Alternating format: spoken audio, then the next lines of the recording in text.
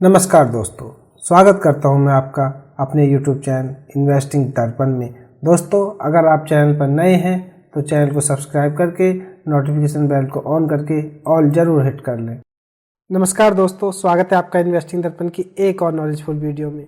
आज हम इस वीडियो में बात करेंगे ऐसे मल्टीबैगर स्टॉक के बारे में जिसने अपने बीते दिनों में इतने शानदार रिटर्न दिए कि अपने निवेशकों को मालामाल कर दिया है। और इस स्टॉक से एक बहुत बड़ी न्यूज़ जुड़ी हुई है, जानेंगे इस वीडियो में उस बड़ी न्यूज़ के बारे में भी और देखेंगे कि यह स्टॉक निवेश के लायक है या नहीं, क्या यह आगे भी ऐसे रिटर्न देगा, मेरी इस स्टॉक को लेकर के क्या राय है, यह भी जानेंगे इस वीडियो में।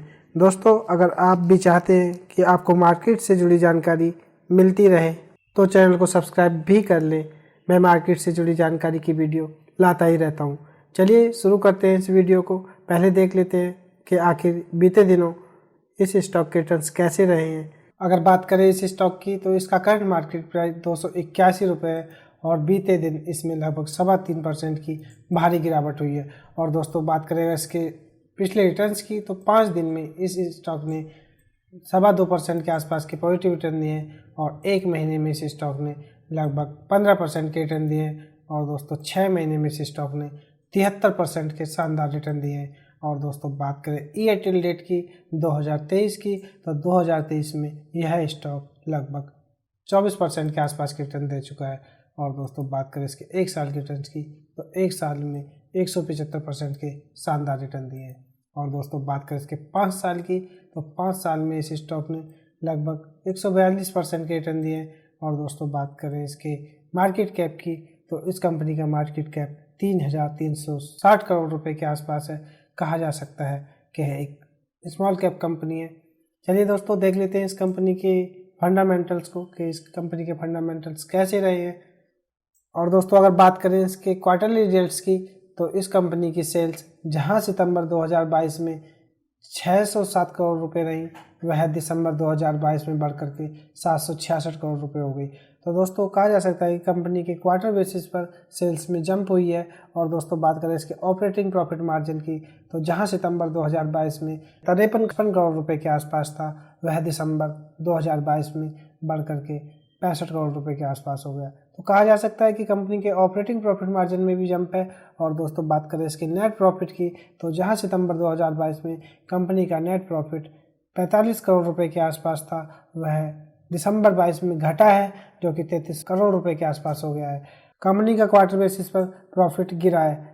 चलिए दोस्तों, देख लेते हैं इसके प्रॉफिट एंड लॉस को भी कि आखिर इसके प्रॉफिट एंड लॉस कैसे रहे हैं। और दोस्तों, अगर बात करें इसके प्रॉफिट एंड लॉस की ईयर ऑन ईयर बेसिस पर तो दोस्तों, इसकी सेल्स जहां मार्च 2021 में 1500 करोड़ रुपए के आसपास थी, वह मार्च 2022 में बढ़कर के 1931 करोड़ रुपए हो गई। तो दोस्तों, कहा जा सकता है ईयर ऑन ईयर बेसिस के हिसाब से इस कंपनी की सेल्स में जंप है। और दोस्तों, बात करें इसके ऑपरेटिंग प्रॉफिट मार्जिन की ईयर ऑन ईयर बेसिस पर तो कंपनी ने मार्च 2021 में 81 करोड़ रुपए का प्रॉफिट जनरेट किया था। और दोस्तों, मार्च 2022 में इसका ऑपरेटिंग प्रॉफिट 133 करोड़ रुपए रहा। तो दोस्तों, कहा जा सकता है कि इसमें भी जंप है। अगर बात करें कंपनी की नेट प्रॉफिट की ईयर ऑन ईयर बेसिस पर तो दोस्तों, जहां मार्च 2021 में कंपनी का नेट प्रॉफिट -19 करोड़ रुपए था, वह मार्च 2022 में घट करके -1 करोड़ रुपए हो गया। तो दोस्तों, कहा जा सकता है कंपनी का ईयर ऑन ईयर बेसिस पर नेट प्रॉफिट में सुधार हुआ है, जो कि 19 करोड़ रुपए से घट करके 1 करोड़ रुपए रह गया। तो दोस्तों, कहा जा सकता है कंपनी की जो कारोबार है वह ठीक ठाक सा है। कंपनी जो कि एक बड़े लॉस दिखा रही थी 147 करोड़ रुपए, 23 करोड़ रुपए और 36 करोड़ रुपए, वह कम होकर के 1 करोड़ रुपए रह गया है। और दोस्तों, बात करें इस स्टॉक की प्राइस CGR की तो दोस्तों, 10 साल में इस कंपनी का 24% के आसपास के स्टॉक प्राइस CGR रहा है। और दोस्तों, बात करें इसके 5 साल की तो 5 साल में 19% के CGR से इस स्टॉक ने रिटर्न दिए हैं। और दोस्तों, बात करें 3 साल की तो 3 साल में इस स्टॉक ने 103% के CGR से रिटर्न दिए हैं। और दोस्तों, 1 साल में इस स्टॉक ने 173% के रिटर्न दिए हैं। और दोस्तों, देख लेते हैं इस कंपनी की बैलेंस शीट को कि इस कंपनी की बैलेंस शीट कैसी है। दोस्तों, अगर बात करें इसकी बैलेंस शीट की तो कंपनी के रिजर्व्स जहां मार्च 2022 में 818 करोड़ रुपए थे, वह सितंबर 2022 में बढ़कर के 859 करोड़ रुपए हो गए।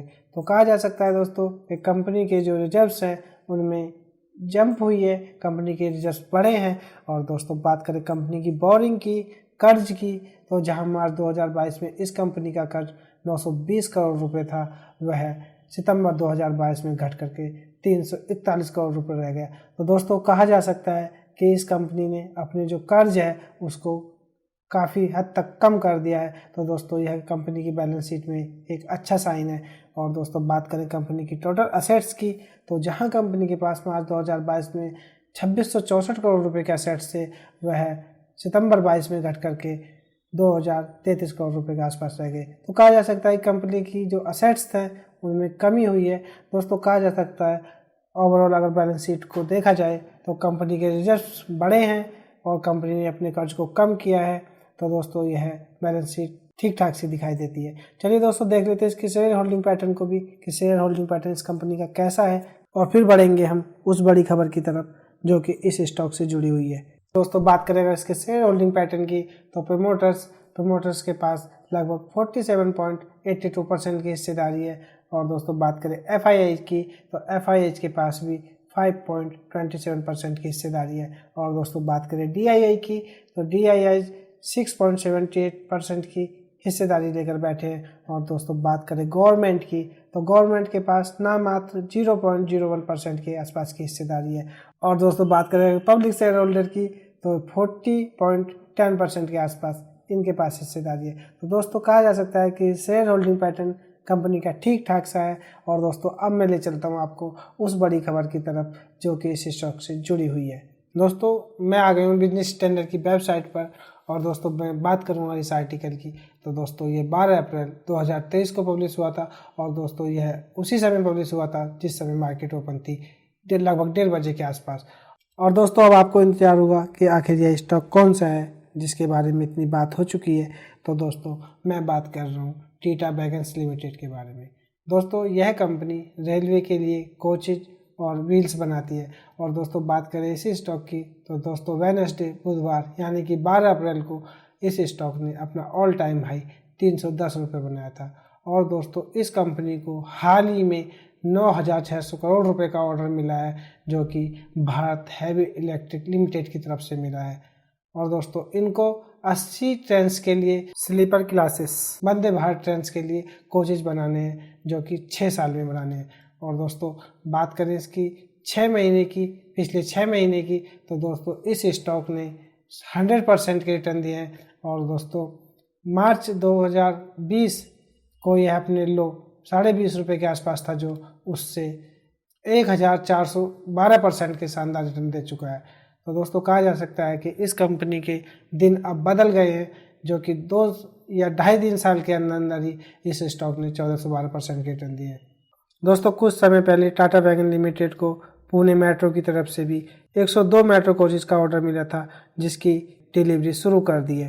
तो दोस्तों टाटा वैगन लिमिटेड को इंडियन रेलवे की तरफ से काफ़ी अच्छे ऑर्डर्स मिल रहे हैं।